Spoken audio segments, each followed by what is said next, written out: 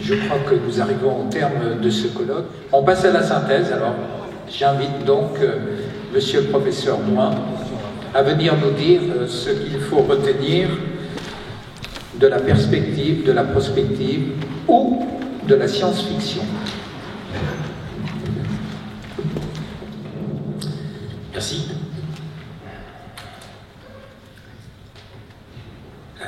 On ne s'est pas vraiment concerté avec Vincent Forêt, mais on a peut-être puisé au même élixir, parce que moi-même, j'ai un peu fait des rêves ces dernières heures. Dans l'ambiance glaciale d'un début d'hiver, la cour d'appel de Chambéry et la salle des audiences solennelles dite du Sénat de Savoie est devenue ce temple baudelairien aux vivants piliers, d'où s'échappent de confuses paroles. Alors non pas bien sûr celles tout à fait limpides et cristallines des orateurs de ces deux jours, mais celles de créatures étranges, un curieux aréopage composé de divinités grecques égarées, de quelques fantômes distingués où on aperçoit génie. On a fait le même rêve. Il y a Esmin aussi, Adhémar Esmin, qui converse avec des plus anciens. Il y a Bigot Préamneux, il y a Cambacérès, qui essaye de recycler d'ailleurs le projet qu'il n'avait pas pu faire aboutir en son temps. Beaucoup d'autres encore. D'autres hésitent sur le seuil et répugnent à entrer. Il y a Carbonnier, il y a Cornu, il y a Pierre Catala. Ils chuchotent entre eux, mais leur voix est couverte par Antoine Fabre, un régional de l'étape, si j'ose dire, qui ne cache pas sa mauvaise humeur. Nemo précisé cogit potest ad factum. C'est quand même pas sorcier à comprendre. Eh bien, figurez-vous, dit-il, qu'ils nous en ont fait un texte dont la jurisprudence déduit aujourd'hui qu'on peut rétracter unilatéralement son consentement à une promesse. Alors, vous savez, moi, travailler pour que des législateurs écornent vos principes et que la jurisprudence les piétine, cela suffit. À quoi bon les réformes? Et l'hôte des lieux, il faut bien le reconnaître, croise des regards gênés. Savigny dit dans un souffle, écoutez, cela dit, mon cher Antoine, il y a peut-être quand même matière à relativiser, parce que, si tu veux bien admettre que pour certains, ta frappante formule résulte en fait d'une exégèse discutable du digeste par les glossateurs, ce alors que le roi romain tardif admettait la condamnation ad factum. Donc, autrement dit, ta propre formule est, si j'ose dire, une trahison. Pour autant, et puisque j'ai la parole, dit Savigny, avant de quitter ces lieux aussi hostiles que ma Prusse natale, je le dis et le redis, l'histoire est la seule voie pour connaître notre droit. La merveilleuse organisatrice de ces rencontres de juristes postmodernes, Geneviève, que dis-je, la fée Geneviève, m'a fait justice de cette formule. Et j'ajoute, a fortiori, l'histoire est-elle indispensable quand on veut changer la loi? J'avoue que je n'ai pas tout compris de leur débat, ils ont un terrible accent français, mais il ne m'est pas apparu comme une évidence qu'ils avaient pris le temps d'étudier la genèse de leurs droits, codifier des contrats en vigueur. Y avait-il d'ailleurs des historiens dans les groupes de travail? Il paraît que non. Au juste, pourquoi ont-ils décidé de réformer le titre 3? Et là, certains ont reconnu la voix de Bonaparte lui-même, venu fouler cette salle à la recherche d'un sien neveu. Que s'est-il donc passé ces 2 derniers siècles qui aient pu justifier ce branle-bas de combat, ce chambardement, cette discussion à non plus finir sur la réforme du Code? Des dispositions quand même dont chacun sait qu'elles ne renferment que les principes de raison qui sont dans le cœur de tous les hommes, comme dirait ce cher Bigot Préamneux. Y aurait-il eu une métamorphose sociale, économique, un coup donné, un coup de vieux fatal à l'intemporelle et irréductible œuvre qui est associée à mon nom? Là, reconnaissons-le, Votre Majesté, les choses sont quand même assez peu claires, fait remarquer Gérard Cornu, qui reprend la parole. J'étais dans un des groupes de travail, mis en place par mon ami le professeur Catala, il y était au moins en partie question de prendre de vitesse le législateur européen qui envisageait d'édifier un code des contrats. D'autres justifications plus ou moins convaincantes ont été avancées, et c'était pour façonner quel nouveau droit des contrats qu'ils se sont agités à la fin du XXe siècle. Bon, si l'on résume, je vous dirai reconnu, on n'a pas nécessairement tiré de l'histoire du titre 3 tous les enseignements historiques, et justement, ils auraient bien fait d'assister à ce colloque qui s'est tenu dans cette salle, au demeurant assez agréable, à hanter.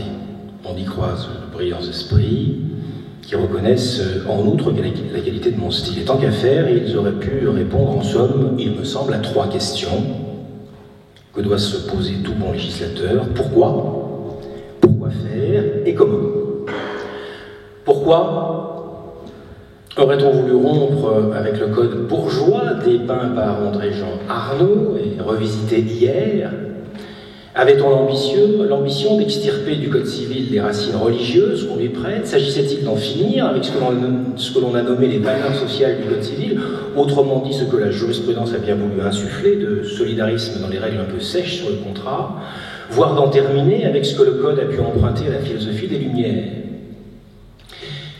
Sur ces points, on n'a pas une réponse tout à fait définitive à cette question, mais à comparer ce que l'on connaît du projet et ce que nous a donné à voir le juvénile, pétillant et savant petit groupe valentino-chambérien, un petit groupe bien connu sur la colline de Jacob, gesticulant, exhalant une odeur mélangée de tabac, de café et de lotion pour nourrisson. Ceux qui nous ont donné à voir, donc, ces géants du droit en culotte courte, à qui d'ailleurs, malicieusement, on a demandé de parler du passé du Code quand ils incarnent l'avenir du droit. Ce qu'ils nous ont donné à voir, c'est que de ce quadruple point de vue, le changement est quand même très largement dans la continuité. Si l'on voulait rompre avec le volontarisme attaché à certaines dispositions sur fond de concepts juridico-religieux, c'est plutôt raté. Et ce serait vain, m'interrompt Zeus lui-même, Dieu en chef, Dieu des dieux, un des plus anciens dans le grade le plus élevé. Les religions évoluent, se transforment, voire disparaissent, nous dit Zeus lui-même. Le droit lui-même change, mais les liens qu'il entretient avec l'environnement spirituel et religieux qui innerve la société ne se dément pas. Changez de paradigme si vous voulez, mais vous ne pourrez jamais prétendre à un droit aseptisé, un droit dépouillé de son substrat philosophique, politique, voire religieux. Livrez-vous, si vous voulez, à l'analyse économique du droit, autre religion a-t-on dit, quoique. À cet égard, à observer les 2 piliers mis en exergue par les promoteurs du projet, liberté contractuelle et bonne foi, eh bien, il semble quand même que ces 2 piliers annoncent plus la continuité, là encore, que la révolution. On a aussi avancé l'idée de renforcer l'attractivité du droit français. Là, je crois qu'il faudrait vraiment qu'on s'entende sur cette idée d'attractivité, car on peine à imaginer qu'il suffise de dépoussiérer notre code pour que la planète entière se précipite pour s'arracher notre droit des contrats. Quoi qu'il en soit, on aura du mal à nous convaincre, en tout cas, que les pouvoirs publics ont ici succombé à l'amicale pression des praticiens, car tous leurs représentants du moins, nous ont dit en substance et se sont défendus d'avoir en rien manifesté un tel vœu de réforme. Tout au plus, un haut magistrat nous a-t-il confié qu'une orientation plus solidariste du droit des contrats était une perspective vue plutôt d'un bon œil. Mon ami maître Arnaud Dubois nous a dit hier sans détour que la profession notariale n'attendait pas de réforme générale du droit des contrats et que s'il y avait effectivement une attente de modification et d'actualisation, celle-ci aurait pu intervenir par des réformes ponctuelles, en ajoutant que l'immixtion accrue du juge est, selon lui, une source d'inquiétude pour les praticiens. Pourquoi recodifier? Peut-être tout simplement, et on en revient à la question de l'élaboration d'un droit européen des contrats, parce que s'il veut trouver sa place dans le concert européen comme une source d'inspiration lisible et attractive, eh bien, il est préférable, nous dira-t-on, qu'il se présente sous la forme d'une loi nouvelle et bien faite que sous celle d'un agglomérat de textes plus ou moins datés et de jurisprudences empilées. Zeus lui-même, qui est resté en duplex depuis l'arrière-salle, me souffle que Europe, sœur de Cadmos, qu'il a enlevé après lui être apparu sous les traits d'un majestueux taureau blanc, occupe une place très particulière dans la mythologie grecque, où elle apparaît sous des identités multiples, tantôt déesse, tantôt mortelle, princesse dans l'Iliade. Autrement dit, l'Europe morcelée et insaisissable ne date pas d'hier. Alors le nouveau droit des contrats sera-t-il pareil à ce bel animal, blanc, apte à séduire Europe? Qui sait? La perspective d'un droit européen est-il un motif suffisant pour justifier une telle réforme? Pourquoi pas? Après tout, j'avoue que je n'ai pas d'opinion et à vrai dire, je n'ai pas à en avoir. Mais tout de même, pourquoi faire? Pourquoi faire plus précisément? Pourquoi faire? Entendre ces promoteurs, c'est pour l'essentiel pour mettre en forme des solutions jurisprudentielles acquises. Discipliner les arrêts pour les placer sous l'autorité des principes. C'est ce qu'ont fait les groupes de travail universitaires, nous dit Faustin Elie, de passage entre ces murs. Mais pas seulement. Il y a aussi quelques solutions innovantes et le désir d'éradiquer des jurisprudences jugées opportunes. On a évoqué la jurisprudence Rose, il y en a d'autres. Mais évidemment, une des questions fondamentales qui se posait à nous était la suivante: y a-t-il une conception du contrat original qui se dégage du projet? Certains ont dit que politiquement le projet était dépourvu de colonne vertébrale, ce qui, par parenthèse, est peut-être un peu vite dit. Mais juridiquement, quel est le génome du droit des contrats millésime 2016? En a-t-il un génome? Il fallait des géants, il fallait des titans, nous a dit Héra Pignard, la reine grecque des dieux, connue par parenthèse pour avoir attisé la guerre de Troie, la malicieuse.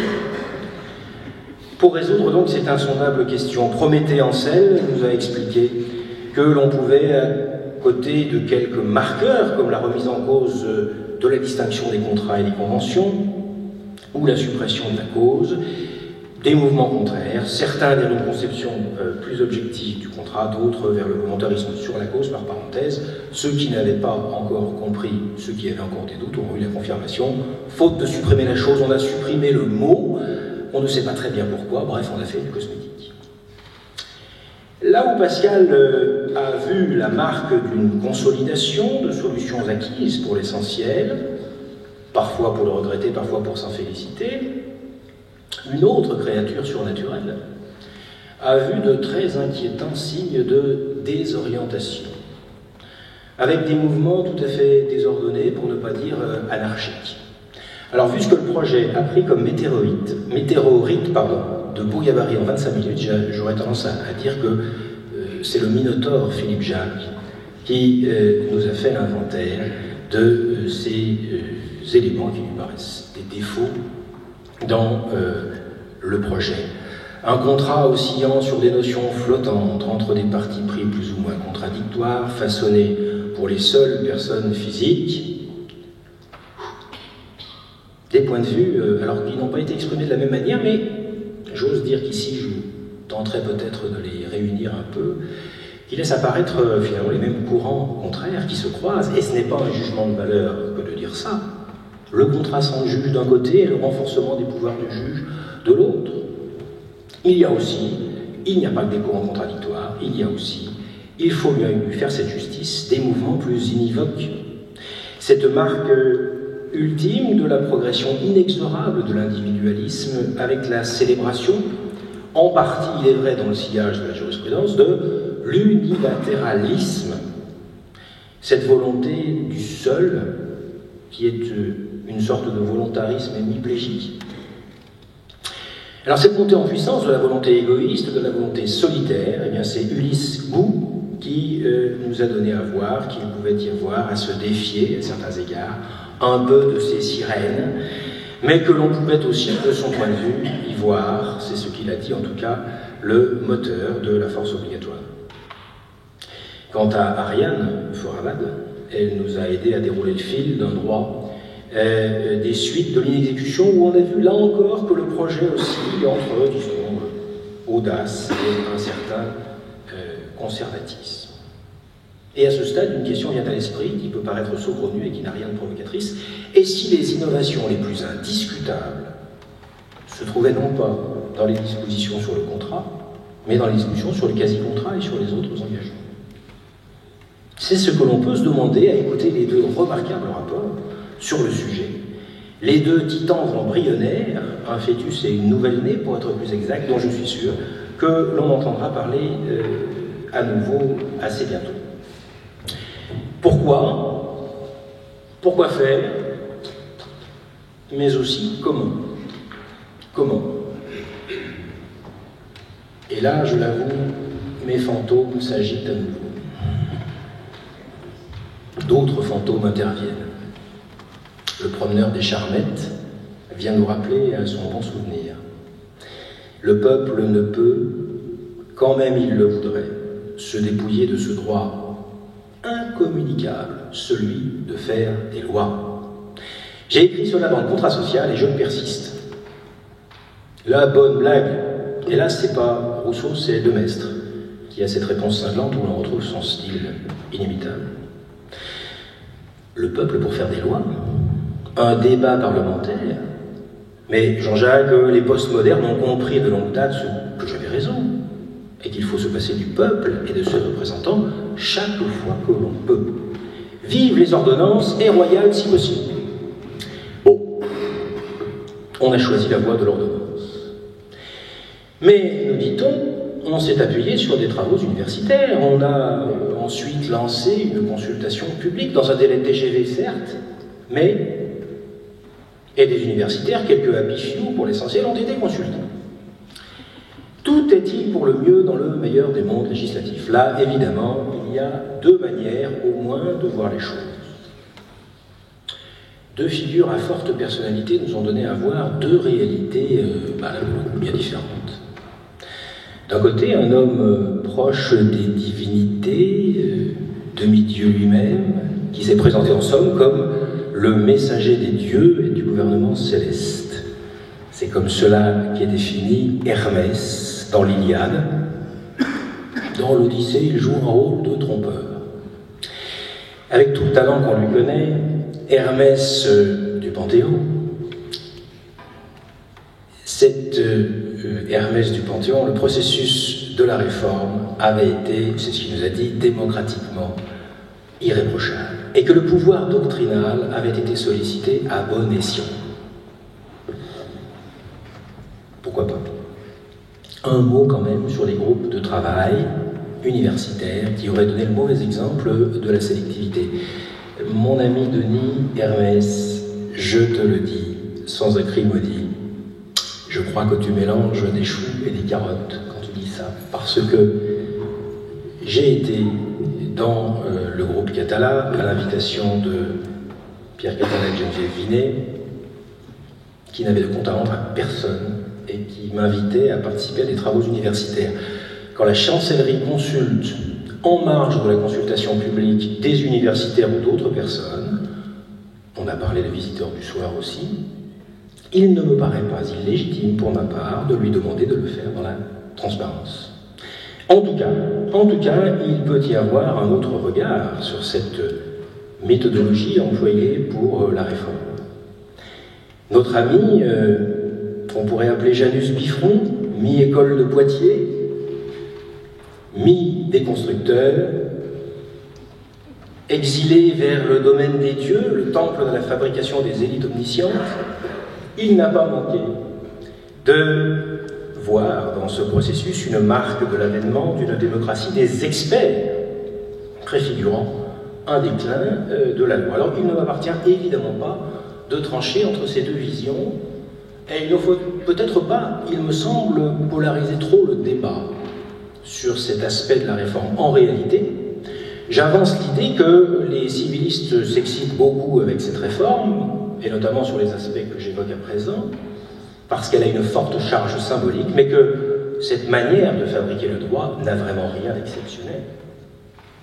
On en arrive à la conclusion à 4 voies, avec le regard de perspective et de prospective sur ce qu'il adviendra du texte. Là, évidemment, deux figures fondamentales du droit, le juge et le notaire, ont pu évoquer ces perspectives. Le président Grenier a rejoint son collègue Villeroy pour trouver beaucoup de vertus à ce texte sur le fond, Et cela, je crois que c'est une vraie bonne nouvelle, car évidemment, les magistrats ne seront pas les derniers intéressés à le faire, et même les premiers à devoir le pratiquer. Quant à Maître Camus, il a rappelé eh bien, quelles pouvaient être les attentes de la profession quant au contenu et à l'interprétation des textes sur le contrat de manière tout à fait compréhensible, préconisant de privilégier la sécurité juridique et la lisibilité.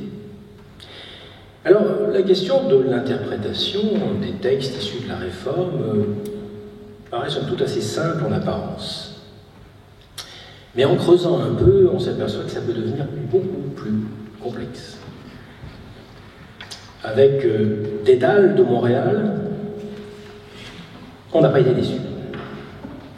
Que l'interprète ait à assurer l'unité du sens et à gérer la pluralité de sens, on l'admet volontiers, qu'il est à se prêter à ce que, au moins dans sa version écrite, il a appelé la critique du sens, c'est plus inattendu.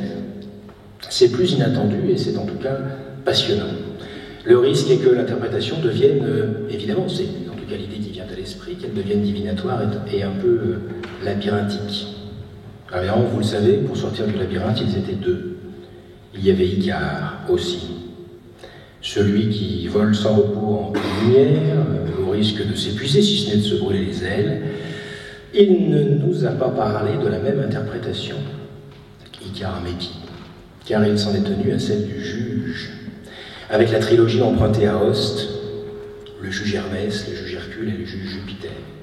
Et si j'ai bien compris son propos, que dans ce cas je partage, le juge Jupiter, bouge de la loi, a un peu du plomb dans l'aile, le juge Hercule intervenant à côté de la loi conservera sans doute un rôle important, mais on voit bien avec la Réforme que la perspective est avant tout celle du juge Hermès confronté à des standards qui se sont développés, qui se développent en tout cas dans le projet d'ordonnance.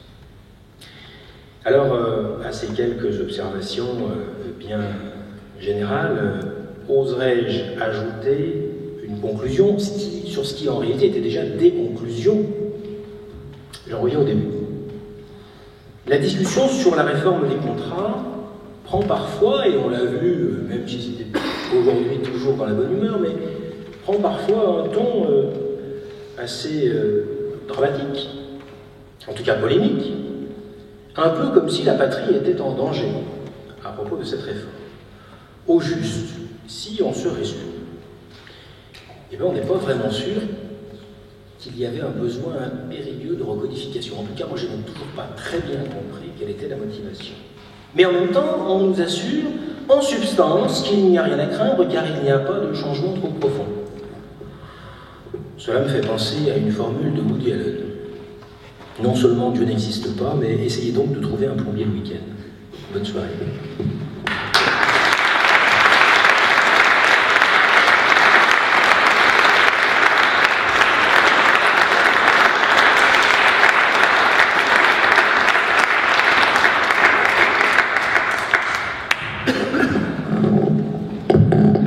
Merci, monsieur le professeur Brun. D'un regard croisé avec mes deux voisins, le juge et le notaire, nous nous sommes dit d'une seule voix, il faut le faire quand même. Embrasser dans un tel élan et dans un si beau résumé tout ce qui s'est dit pendant cette journée et demie de travail, c'est quand même un exercice qui relève de la haute voltige intellectuelle. Merci, monsieur le professeur Brun, pour cette belle leçon qui nous montre toute la place que la faculté occupe dans ce pays et sa légitimité à vouloir un peu de pouvoir encore. Peut-on clôturer avec Geneviève Pignard cette magnifique réunion? Merci, madame la professeure. Moi, je pense que je vais me faire là le porte-parole de beaucoup ici. Je voudrais vraiment t'adresser, Geneviève, des remerciements à la fois sincères et profonds. Tu as réalisé, en fait, d'abord un beau colloque, ça c'est évident. Et puis c'est aussi, je le disais à certains de nos amis hier, qu'on a eu l'occasion de revoir, Vincent, Sébastien, etc. Je trouve que c'était aussi une belle réunion de famille, si je veux dire. Voilà. et merci à toi.